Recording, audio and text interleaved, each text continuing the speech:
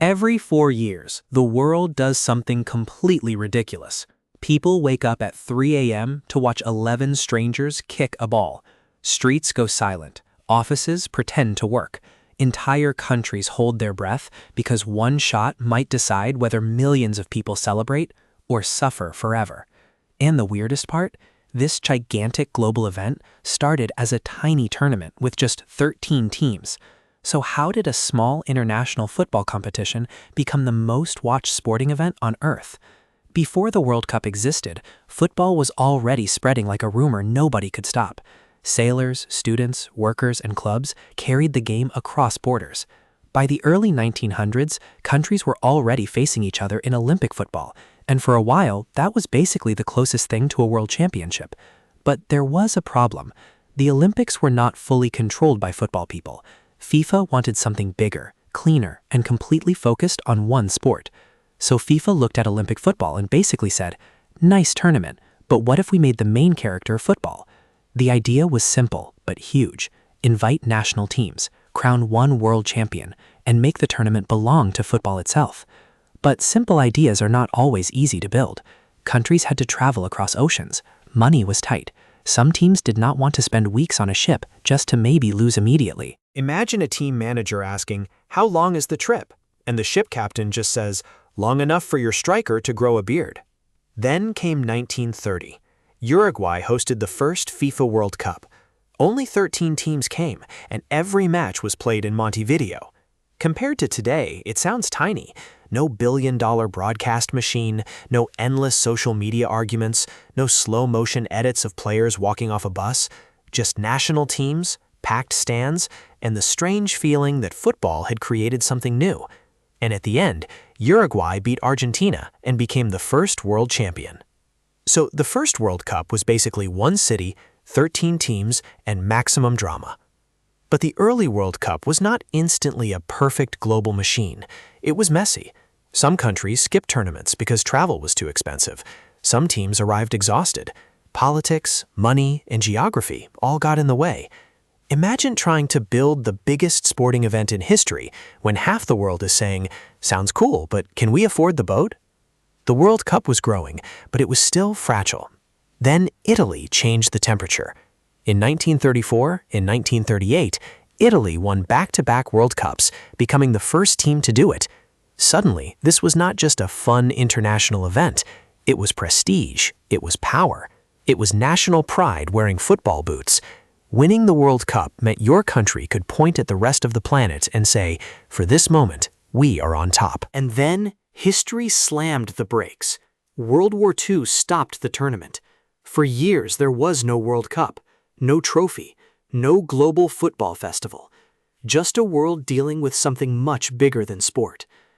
When the World Cup finally returned afterward, it carried a different feeling. It was not only competition anymore. It was proof that countries could gather again, argue about football again, and maybe feel normal again. For a while, the ball stopped rolling, and when it came back, it meant more. Then Brazil arrived, like football had discovered color. The shirts were brighter, the rhythm was different. And then came Pelé, a teenager who played like the sport was bending around him. Brazil did not just win, they made the World Cup feel magical. Suddenly, kids around the world were not only watching countries compete, they were watching legends being born in real time. The tournament was becoming a stage for heroes. A young fan could look at the screen and think, "Can humans do that?" And the answer was, apparently one of them could. But legends needed a delivery system. That delivery system was television. Once the World Cup entered living rooms, it stopped being just a stadium event. Now a goal in one country could explode inside houses on the other side of the planet. Families gathered around tiny screens. Neighbors shouted through walls. A kid who had never seen Brazil, Argentina, Germany, or France could suddenly feel like they were inside the stadium. And, of course, every family had the same problem. Someone always stood in front of the TV at the worst possible moment. Once the world was watching, the World Cup learned its secret weapon: emotion. Shocking upsets, last-minute goals, penalty shootouts where one player walks from midfield like he is carrying the entire country on his back. controversial calls that people argue about for decades. The World Cup became a machine that creates memories. Not always happy memories. Sometimes it creates the kind where fans stare at the floor for 20 minutes and say, "I'm fine," while absolutely not being fine. Then came the moments people still talk about like myths. Maradona dancing through defenders, Zidane's genius, then one shocking headbutt that froze a final, Ronaldo becoming a World Cup icon for Brazil, Messi carrying years of pressure until the story finally turned golden. And around them, modern stars like Cristiano Ronaldo, Neymar, and Mbappé turned every tournament into a global conversation before the first whistle even blew. The World Cup does not just create winners, it creates legends, and sometimes it creates memes. At the same time, the tournament kept expanding. More teams, more regions, more stories.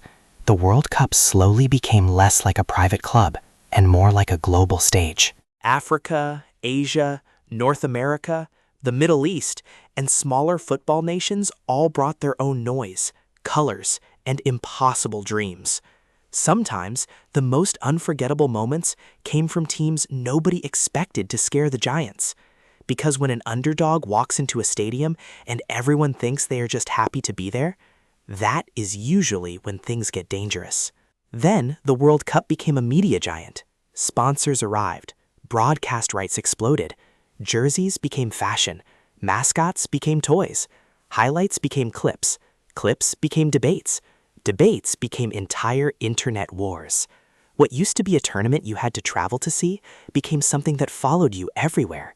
TV, radio, phone, timeline, group chat, school hallway, family dinner.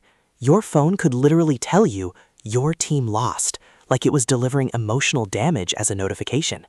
And now, even the referee has a screen. VAR changed the World Cup by adding another layer of tension. Before, fans screamed at the referee. Now they scream at the referee, the screen, the camera angle, the freeze frame, and sometimes the concept of technology itself. It made some decisions more accurate, but it also changed the feeling of a goal. Now, after the ball hits the net, everyone celebrates, but with one eye nervously checking for the replay. A fan asks, "Can I celebrate?" And the VAR screen says, "Please wait." That is emotionally illegal. And then comes 2026, a new era, 48 teams, 3 host countries, Canada, Mexico, and the United States, and a tournament even bigger than before. Think about how insane that is. The World Cup began with 13 teams in one city.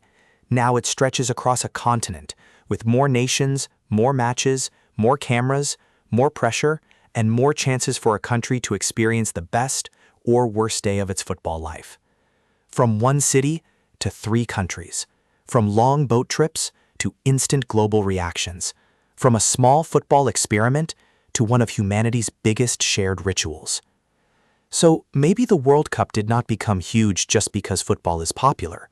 It became huge because it turns countries into characters, players into symbols, and one ball into a shared heartbeat. For most of the year, the world feels divided by language, borders, and distance. But during the World Cup, billions of people understand the same thing at the same time. The hope before a shot, the silence before a save, and the feeling that one moment can belong to everyone forever. It is not just football. It is the world telling one story with one ball.